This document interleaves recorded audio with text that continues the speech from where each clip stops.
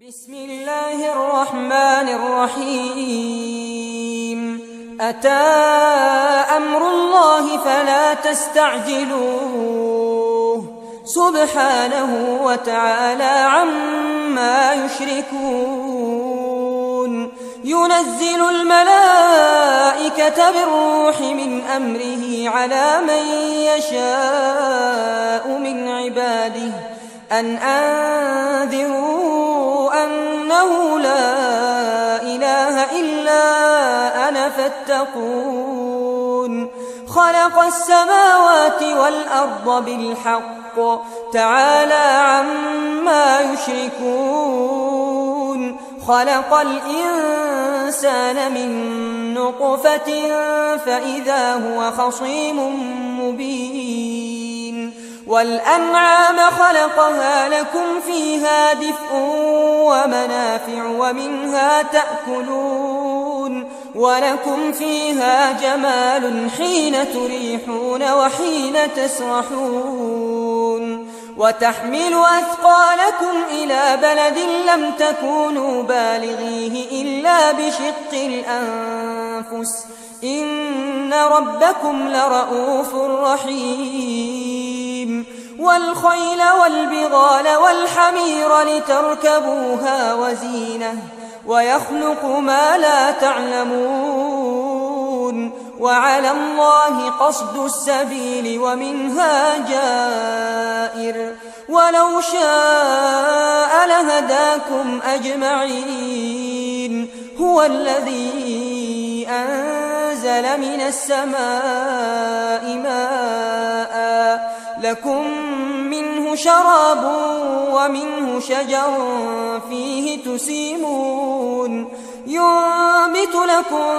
به الزرع والزيتون والنخيل والأعناب ومن كل الثمرات إن في ذلك لآية لقوم يتفكرون وسخر لكم الليل والنهار والشمس والقمر والنجوم مسخرات بأمره إن في ذلك لآيات لقوم يعقلون وما ذرأ لكم في الأرض مختلفا ألوانه إن في ذلك لآية لقوم يذكرون وهو الذي سخر البحر لتأكلوا منه لحما طريا وتستخرجوا منه حلية تلبسونها وترى الفلك مواخر فيه ولتبتغوا من فضله ولعلكم تشكرون وألقى في الأرض رواسي أن تميد بكم وأنهارا وسبلا لعلكم تهتدون وعلامات وبالنجم هم يهتدون أفمن يخلق كمن لا يخلق أفلا تذكرون وإن تعدوا نعمة الله لا تحصوها إن الله لغفور رحيم والله يعلم ما تسرون وما تعلنون والذين يدعون من دون الله لا يخلقون شيئا وهم يخلقون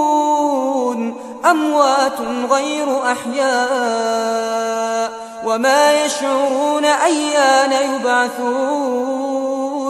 إلهكم إله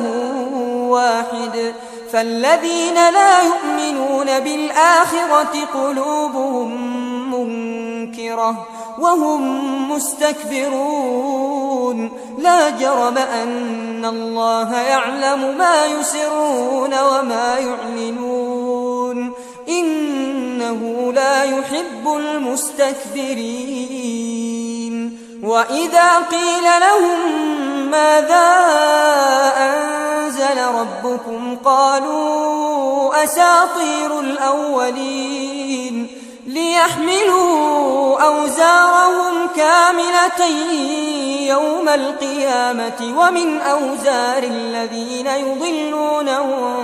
بغير علم ألا ساء ما يزرون قد مكر الذين من قبلهم فأتى الله بنيانهم من القواعد فخر عليهم السقف من فوقهم وأتاهم العذاب من حيث لا يشعرون ثم يوم القيامة يخزيهم ويقول أين شركائي الذين كنتم تشاقون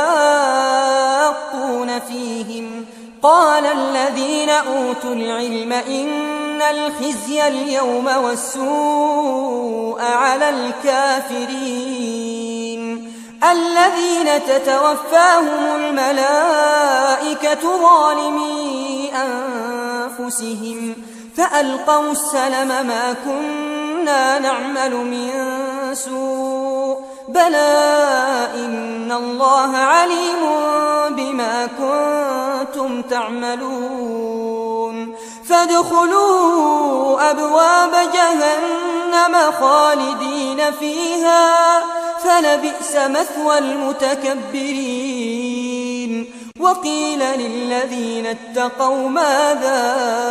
أنزل ربكم قالوا خيرا للذين أحسنوا في هذه الدنيا حسنة ولدار الآخرة خير ولنعم دار المتقين جنات عدن يدخلونها تجري من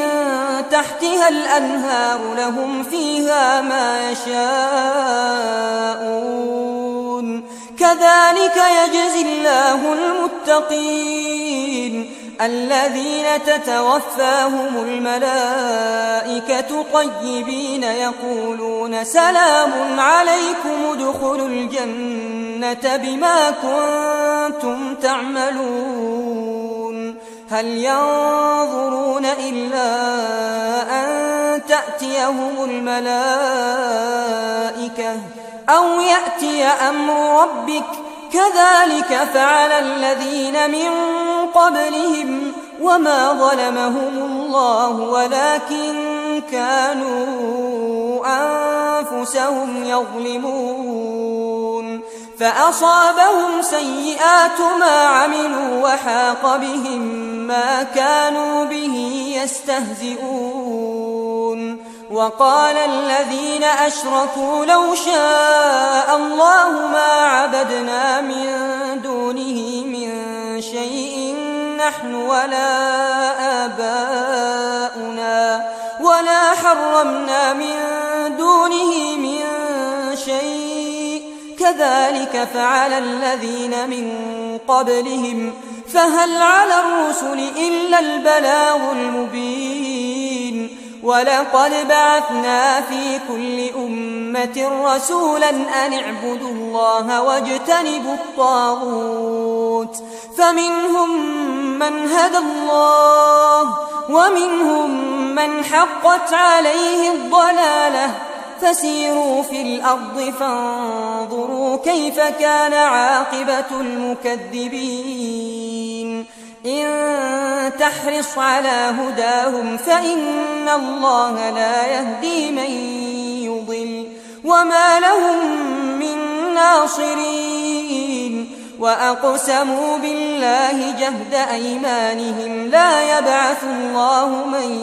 يموت بلى وعدا عليه حقا ولكن أكثر الناس لا يعلمون ليبين لهم الذي يختلفون فيه وليعلم الذين كفروا أنهم كانوا كاذبين إنما قولنا لشيء إذا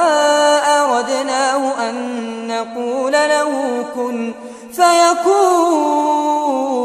والذين هاجروا في الله من بعد ما ظلموا لنبوئنهم في الدنيا حسنة ولأجر الآخرة أكبر لو كانوا يعلمون الذين صبروا وعلى ربهم يتوكلون وما أرسلنا من قبلك إلا رجالا نوحي إليهم فاسألوا أهل الذكر إن كنتم لا تعلمون بالبينات والزبر وأنزلنا إليك الذكر لتبين للناس ما نزل إليهم ولعلهم يتفكرون أفأمن الذين مكروا السيئات أن يخسف الله بهم الأرض أو يأتيهم العذاب من حيث لا يشعرون أو يأخذهم في تقلبهم فما هم بمعجزين أو يأخذهم على تخوف فإن ربكم لرؤوف رحيم أولم يروا إلى ما خلق الله من شيء يتفيأ ظلاله عن اليمين والشمائل سجدا لله وهم داخرون ولله يسجد ما في السماوات وما في الأرض من دابة والملائكة وهم لا يستكبرون يخافون ربهم من فوقهم ويفعلون ما يؤمرون وقال الله لا تتخذوا إلهين اثنين إنما هو إله واحد فإياي فارهبون وله ما في السماوات والأرض وله الدين واصبا أفغير الله تتقون وما بكم من نعمة فمن الله ثم إذا مسكم الضر فإليه تجأرون ثم إذا كشف الضر عنكم إذا فريق منكم بربهم يشركون ليكفروا بما آتيناهم فتمتعوا فسوف تعلمون ويجعلون لما لا يعلمون نصيبا مما رزقناهم تالله لتسألن عما كنتم تفترون ويجعلون لله البنات سبحانه ولهم ما يشتهون وإذا بشر أحدهم بالأنثى ظل وجهه مسودا وهو كظيم يتوارى من القوم من سوء ما بشر به أيمسكه على هون أم يدسه في التراب ألا ساء ما يحكمون للذين لا يؤمنون بالآخرة مثل السوء ولله المثل الأعلى وهو العزيز الحكيم ولو يؤاخذ الله الناس بظلمهم ما ترك عليها من دابة ولكن يؤخرهم إلى أجل مسمى فإذا جاء أجلهم لا يستأخرون ساعة ولا يستقدمون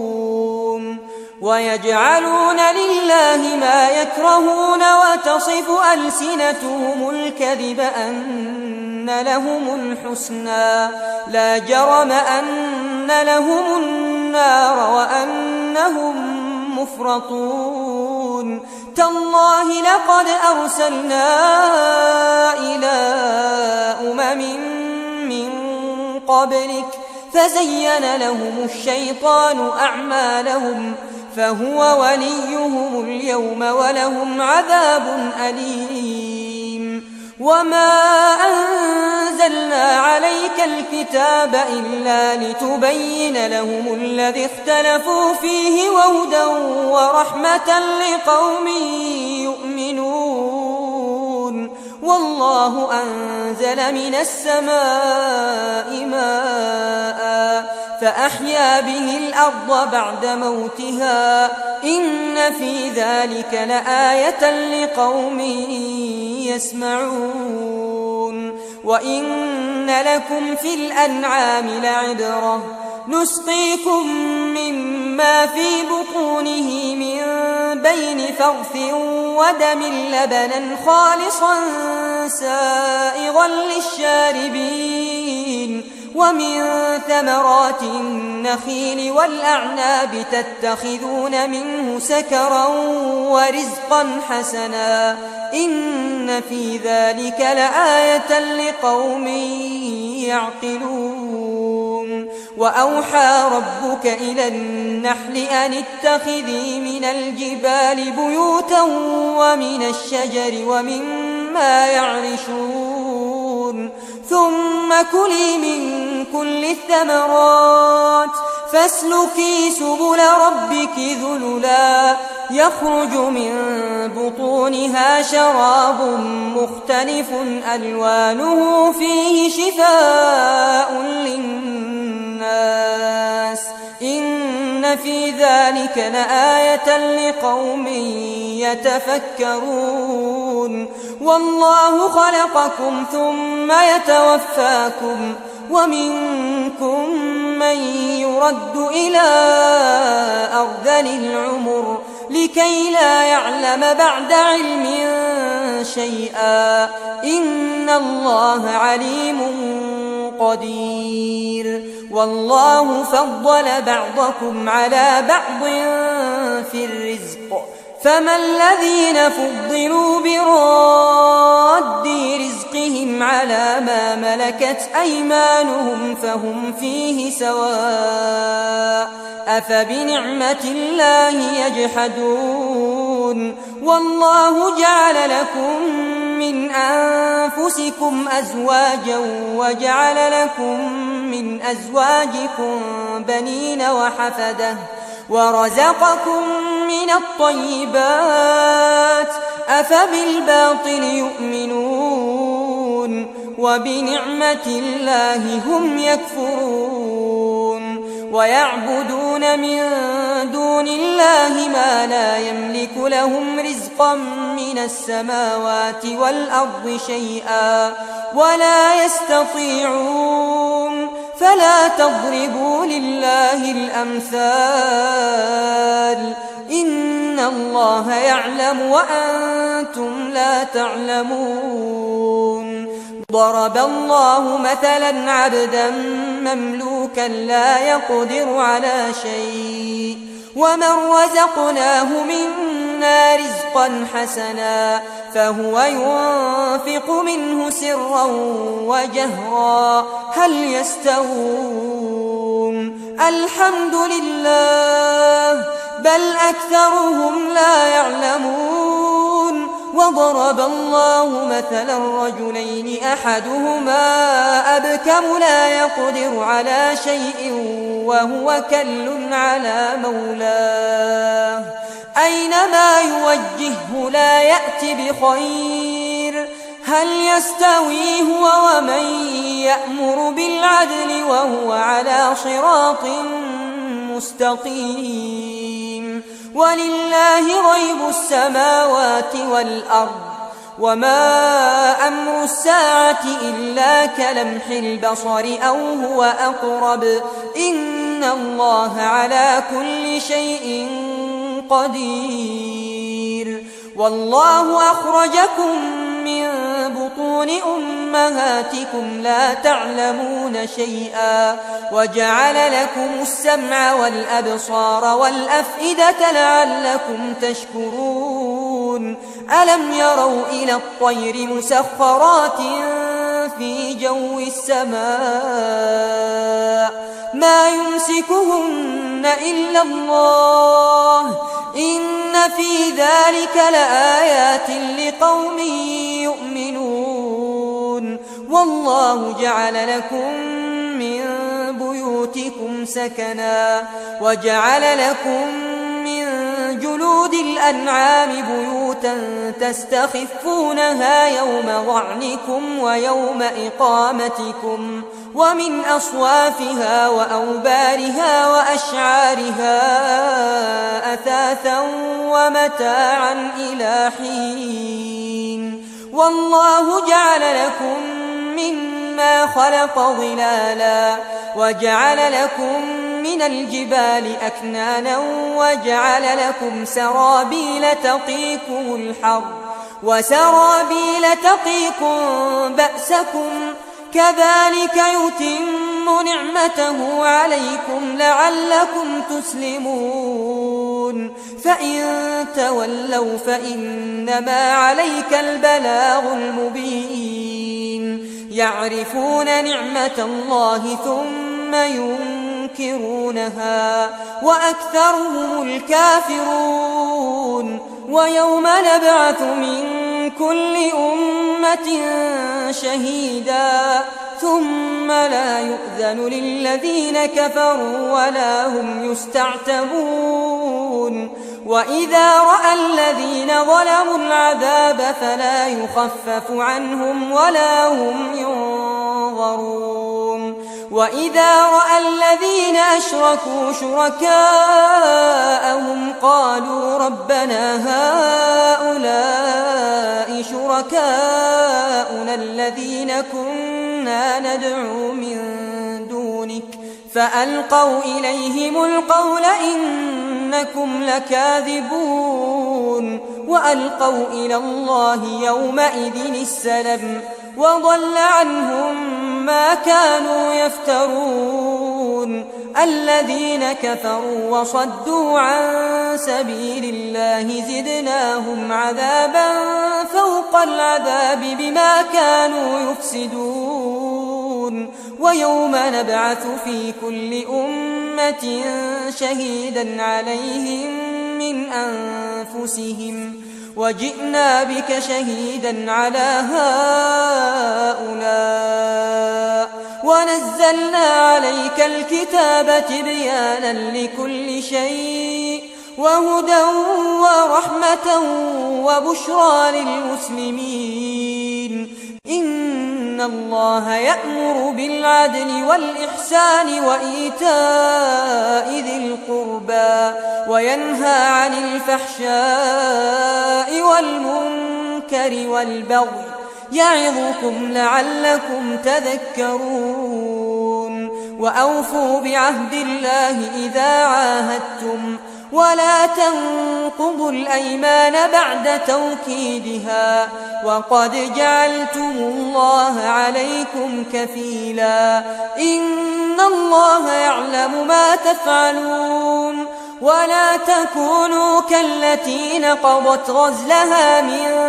بعد قوة أنكاثا تتخذون أيمانكم دخلا بينكم أن تكون أمة هي أربى من أمة إنما يبلوكم الله به وليبينن لكم يوم القيامة ما كنتم فيه تختلفون ولو شاء الله لجعلكم أمة واحدة ولكن يضل من يشاء ويهدي من يشاء ولتسألن عما كنتم تعملون ولا تتخذوا أيمانكم دخلا بينكم فتزل قدم بعد ثبوتها وتذوقوا السوء بما صددتم عن سبيل الله ولكم عذاب عظيم ولا تشتروا بعهد الله ثمنا قليلا إنما عند الله هو خير لكم إن كنتم تعلمون ما عندكم ينفد وما عند الله باق ولنجزين الذين صبروا أجرهم بأحسن ما كانوا يعملون من عمل صالحا من ذكر أو أنثى وهو مؤمن فلنحيينه حياة طيبة ولنجزينهم أجرهم بأحسن ما كانوا يعملون فإذا قرأت القرآن فاستعذ بالله من الشيطان الرجيم إنه ليس له سلطان على الذين آمنوا وعلى ربهم يتوكلون إنما سلطانه على الذين يتولونه والذين هم به مشركون وإذا بدلنا آية مكان آية والله أعلم بما ينزل قالوا إنما أنت مفتر بل أكثرهم لا يعلمون قل نزله روح القدس من ربك بالحق ليثبت الذين آمنوا وهدى وبشرى للمسلمين ولقد نعلم أنهم يقولون إنما يعلمه بشر لسان الذي يلحدون إليه أعجمي وهذا لسان عربي مبين إن الذين لا يؤمنون بآيات الله لا يهديهم الله ولهم عذاب أليم إنما يفتري الكذب الذين لا يؤمنون بآيات الله وأولئك هم الكاذبون من كفر بالله من بعد إيمانه إلا من أكره وقلبه مطمئن بالإيمان ولكن من شرح بالكفر صدرا فعليهم غضب من الله ولهم عذاب عظيم ذلك بأنه مستحب الحياة الدنيا على الآخرة وأن الله لا يهدي القوم الكافرين أولئك الذين طبع الله على قلوبهم وسمعهم وأبصارهم وأولئك هم الغافلون لا جرم أنهم في الآخرة هم الخاسرون ثم إن ربك للذين هاجروا من بعد ما فتنوا ثم جاهدوا وصبروا إن ربك من بعدها لغفور رحيم يوم تأتي كل نفس تجادل عن نفسها وتوفى كل نفس ما عملت وهم لا يظلمون وضرب الله مثلا قرية كانت آمنة مطمئنة يأتيها رزقها رغدا من كل مكان فكفرت بأنعم الله فأذاقها الله لباس الجوع والخوف بما كانوا يصنعون ولقد جاءهم رسول منهم فكذبوه فأخذهم العذاب وهم ظالمون فكلوا مما رزقكم الله حلالا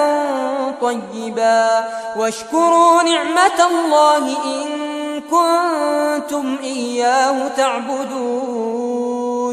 إنما حرم عليكم الميتة والدم ولحم الخنزير وما أهل لغير الله به فمن اضطر غير باغ ولا عاد فإن الله غفور رحيم ولا تقولوا لما تصف ألسنتكم الكذب هذا حلال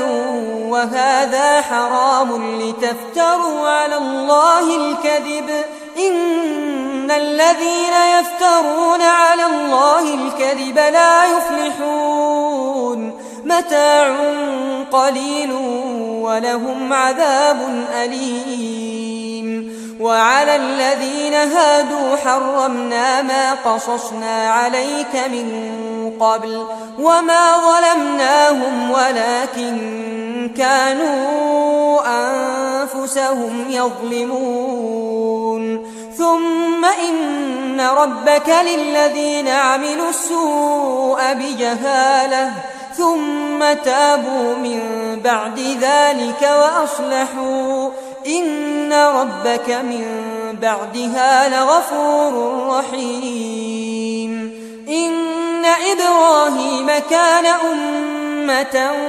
قانتا لله حنيفا ولم يك من المشركين شاكرا لأنعمه اجتباه وهداه إلى صراط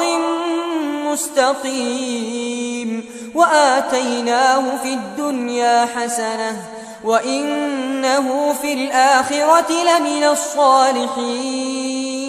ثم أوحينا إليك أن اتبع ملة إبراهيم حنيفا وما كان من المشركين إنما جعل السبت على الذين اختلفوا فيه وإن ربك ليحكم بينهم يوم القيامة فيما كانوا فيه يختلفون ادع إلى سبيل ربك بالحكمة والموعظة الحسنة وجادلهم بالتي هي أحسن إن ربك هو أعلم بمن ضل عن سبيله وهو أعلم بالمهتدين وإن عاقبتم فعاقبوا بمثل ما عوقبتم به ولئن صبرتم لهو خير للصابرين واصبر وما صبرك إلا بالله ولا تحزن عليهم ولا تك في ضيق مما يمكرون إن الله مع الذين اتقوا والذين هم محسنون